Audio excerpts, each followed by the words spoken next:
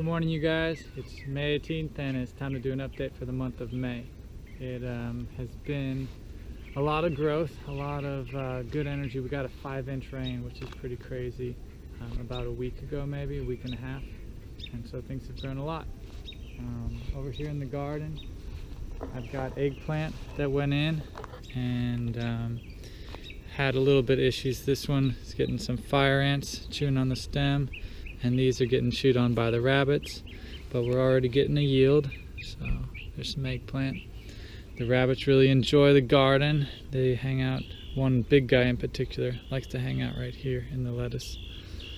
But yeah, I'm gonna turn it over, and actually I've already planted, you'll see right here, those leaves. So I got purple sweet potato in this row, and some red okra back there, another purple sweet potato, a little bit of basil, and more basil back there. So there's things being phased in, and I'm just gonna wait and see how it goes with the rabbits. There's just a really pretty red cardinal up in here. So the aloysia is blooming and making a really great smell in the wind. So over here into the jungle, this is probably going to be a quicker video because I think I have less to talk about. I do have eggplant in the landscape.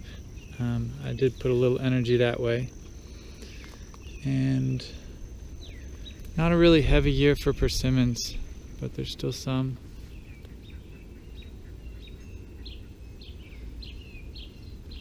And we're due for a rain, hopefully this afternoon or this evening, late afternoon. There's a good spot. So chop and drop is a big thing. I'm deviating from the normal route.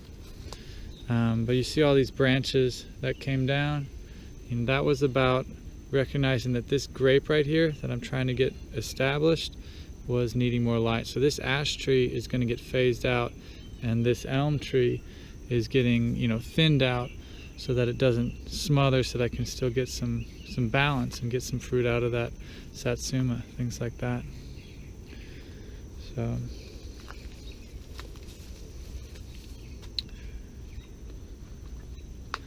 what else? These peach branches too low. I'm gonna do some trimming. Here's more eggplant in the landscape.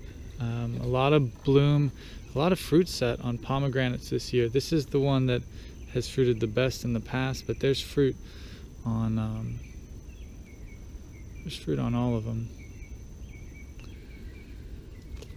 Ooh, right. There's a few pears, and so here's, this fig tree, really definitely, like an expansive year for this fig tree. That's LSU purple. This will be nice having more figs. The jujube is in full bloom. See little flies working it. I don't know about the bees, but you can also see the vines coming in real strong. This is, that's my relationship. That's my job. Come in and pull things out. It's been a really nice year for blueberries still. I haven't made time to harvest them. We're kind of at the end, but they're still coming in.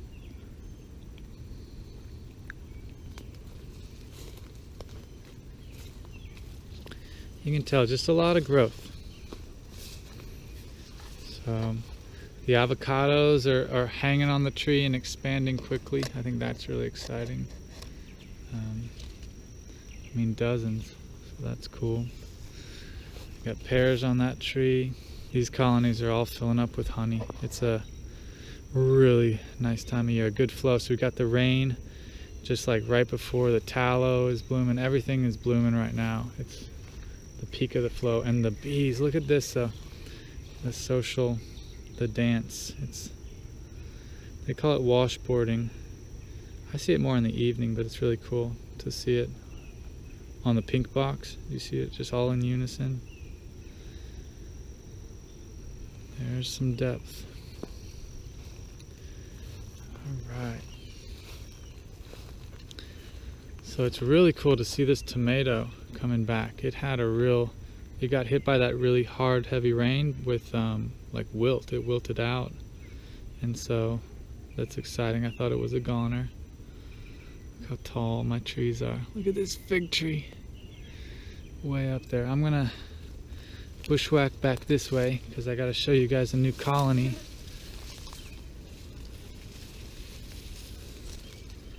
So that's a new colony. We've moved into the swarm trap.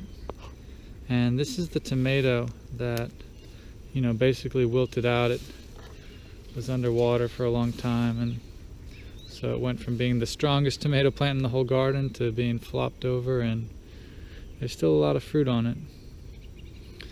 So I'm excited this year for the falsa. I mean, look at all the flowers. So a lot of potential fruit set because we had that mild winter. This looks like it's about to swarm. Yeah, anyway, come see these guys. I'll try and be more stable. Check out, you know, last of the blueberries, the big emeralds. But yeah, look at this colony.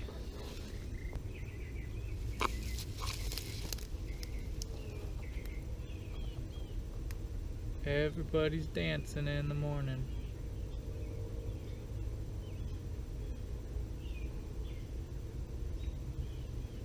Even down there.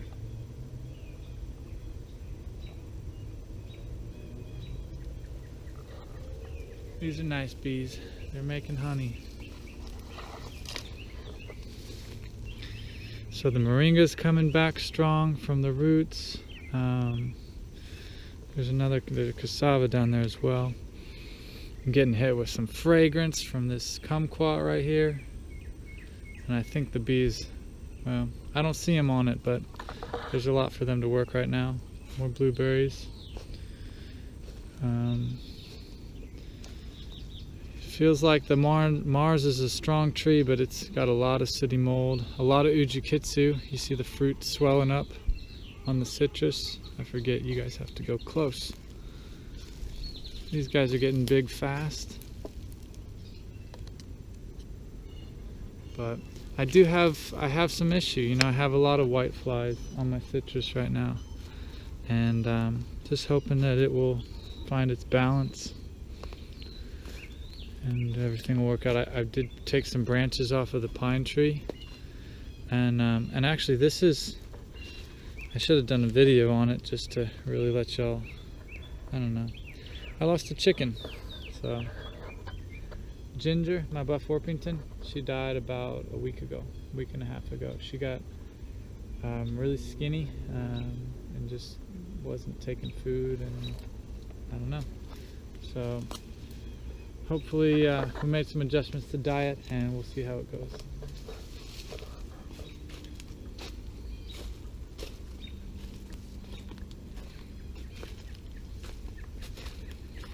Right. So over here, this garden got planted out. Not sure if it was last month. I was maybe working on it. But we've got a lot of okra and a couple of squash. And I don't even remember the names. The squash transplants were from a friend. So the okra is getting hit by some bugs, some insects pretty hard. But there's a few plants that are going to be strong. There's a hole right there, and I want to clip in this cool video. There's huge cavities under all of this. This is a huge hugel bed with like big trunk pieces, and so I think they have a really nice home here in the garden. They just, you know, they get to travel that far and eat a few eggs.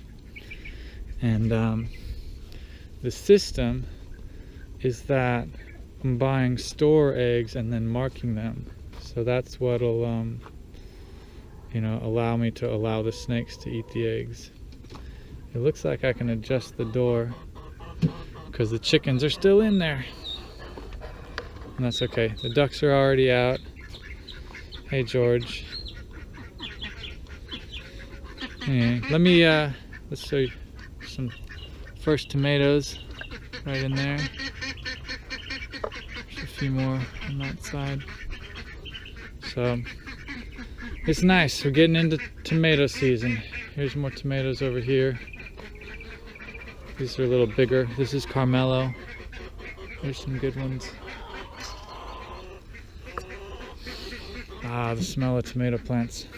The one thing I forgot to add is that I've been giving some fermented feed to the chickens to hopefully help their gut biology and because they enjoy it. And I have a 2-bucket system. So basically the feed goes into a paint strainer bag and then sits underwater for about 24 hours. And I'm just doing little batches at first. And then this gets fed to the chickens and I can refill the strainer bag and dump the old water back onto, you know, to have that fermentation go even faster. But that's the system right now, so I'm going to go take this to the ladies.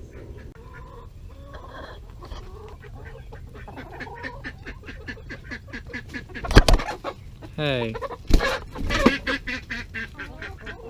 So you see my ladder up here? This is why I was coming back around. I cut a lot of light out. So all these branches right in front of the ladder, it's a good bit, came out of this tree. And that was to get light to this citrus right here. So I could tell that it had dropped some leaves, the density was real low, and it still needs more light. So I'm going to work on the next tree over, but I'm basically going to do what I did to this tree, you know, really open it up with that tree and this tree, and just as a way to keep the trees, because I still feel like they're adding value, but to you know, allow more establishment and connection with all these understory trees. So that's the plan, you know. So it's not, I've been fighting the Malabar, man. I have to keep it off. You see it in the fig back there, but it was all over this apple tree. And this whole area is getting some, I don't know, rethinking is how I would say it. So yeah, and my path is blocked. You guys get to experience chickens going to bed, and that is because we have another friend hanging out, and that is our little rat snake friend. So we have seen at least 3 different rat snakes, and this is the smallest one, and he's just able to eat the eggs. I think it was a pretty big stretch. The other 2 are much bigger, the 2 that were mating earlier in the video. But anyway, the system that we've created is that we've got a line on the eggs. You see that?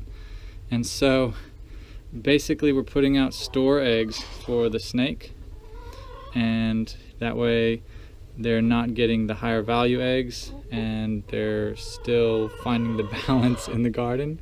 And it might end up that we just bring in tons and tons of snakes, but for now it's working and we'll give him some space.